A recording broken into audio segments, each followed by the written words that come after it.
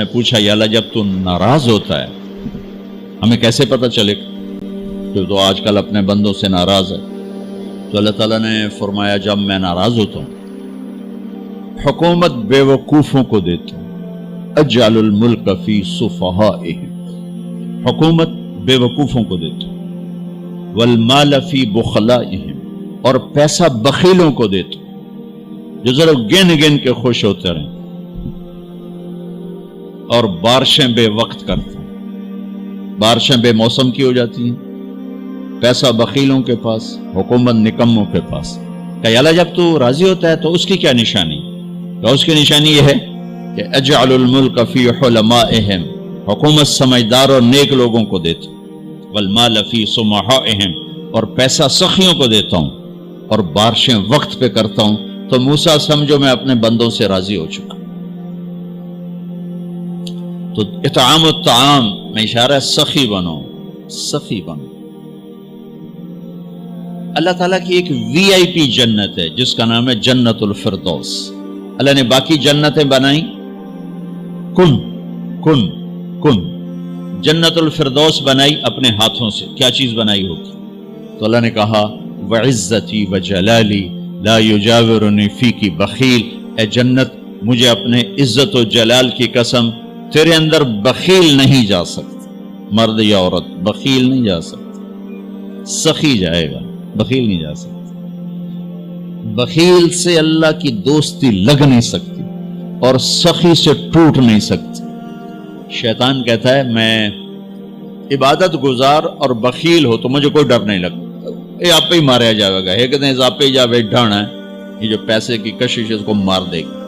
اور نافرمان سخی سے ڈرتا رہتا ہوں کہ پتہ نہیں کب بخشا جائے، پتہ نہیں کب بخشا جائے، کب سخاوت کو اللہ پسند کر کے چلو پار کرتے۔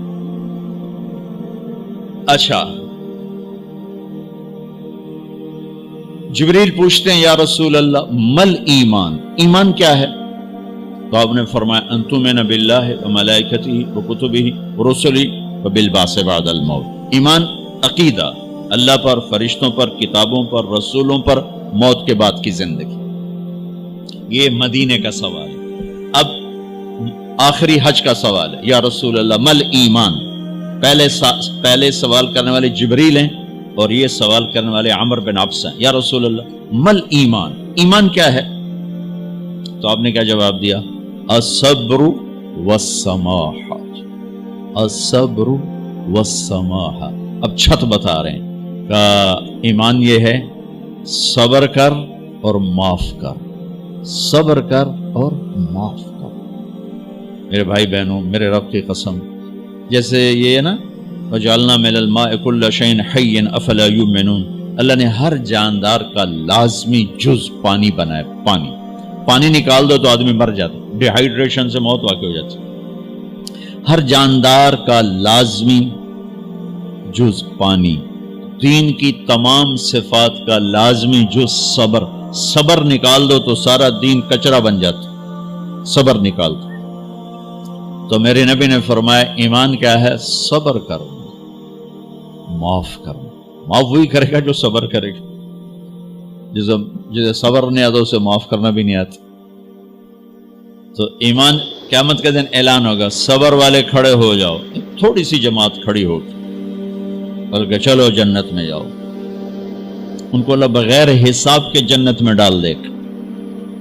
اور جب آپ صبر کرتے ہیں تو ایک طاقت بنتا ہے، لوگوں کی منفی چیزوں کو آپ اپنے اندر سہتے ہیں، برداشت کرتے ہیں۔ صبر اس کو پروسیس کرتا ہے، پھر وہ طاقت بنا کے آپ کے اندر سے باہر پھینکتا ہے، جو پہاڑوں میں سوراخ کر دیتی ہے اگر ہم صبر کرنا سیکھ اور معاف کرنا سیکھ۔ 21 برس قتل کرنے والوں کے منصوبے بنانے والے اہل مکہ، آپ نے ایک بول پہ فرمایا جاؤ معاف کر۔ کمال، 21 برس قتل کے پیچھے پھرتے رہے۔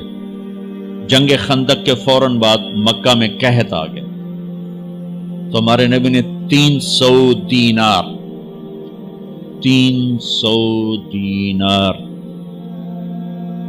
تو वो 10-15 लाख रुपया बनता है। आपने मक्के में अबू सुफियान को भिजवाया जो जंग खंदक का सालार बन के आया था। आपने कहा मक्के वालों में कहते हैं इनको खाने खिलाओ मेरी तरफ से। तो अबू सुफियान कहने लगे वाह मोहम्मद तेरे कुर्बान जाऊं, हम तुझे कत्ल करने के पीछे फिर रहे हैं, तो हमें खाने खिलाता फिरता है। ये मेरे नबी के अखलाक है, मेरे नबी को माफ करना है। आप सोए हुए हैं,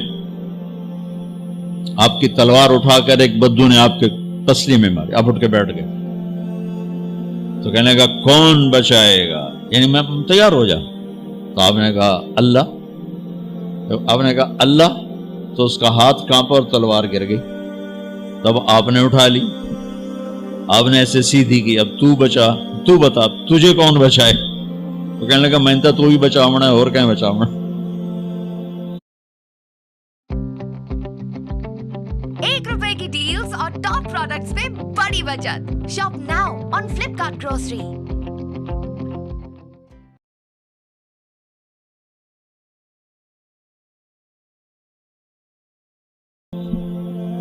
तो आपने कहा कलमा पढ़ते हो, कहने का नहीं पढ़ता।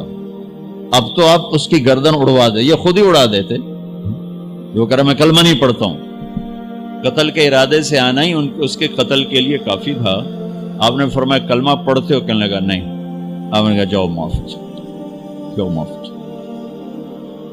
साहबा के सामने जाओ माफ। भाइयों, इंसान और खता लाजमी है, अगर माफ करना ना सीखा तो हम खुद ही दुखी होकर रह जाएंगे।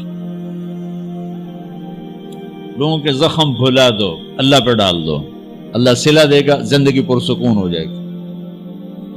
देखो हम अपने ये कुर्ते पर दाग नहीं लगने देते, अपने बस से दाग। खाना खाने बैठो, नैपकिन, ये देखो अभी नैपकिन पड़े हुए हैं, रखो अगू रखो, थोड़े चोले तो कोई सालन न ढह पवे, ठीक, ये तो फिर भी धुल जाएगा। लेकिन यहां दाग लगा, कभी नफरत का, कभी गुस्से का, कभी इंतकाम का, कभी हसद का, कभी बुग़्ज़ का, कभी कीने का। इंसान सबसे ज्यादा अपनी जात से मोहब्बत करता है। ये मामूली से कपड़े को दाग से बचाते हो, जो सबसे कीमती चीज है दिल, जो बादशाह है, इसे भी तो साफ सुथरा रखो। जैसे हम लाख जोर लगा लें, हम कपड़े को मैल से नहीं बचा सकते। लाख जोर लगा लो, लोगों के मनफी रवैये आपको तोड़े बगैर नहीं छोड़ेंगे। लिहाजा क्या करो, नबी वाला माफ करो, माफ करो, दिल को साफ करो, दिल को साफ करो, दिल को साफ करो। నమస్తే. ప్రెగ్నెన్సీ ప్లాన్ చేస్తున్నాను.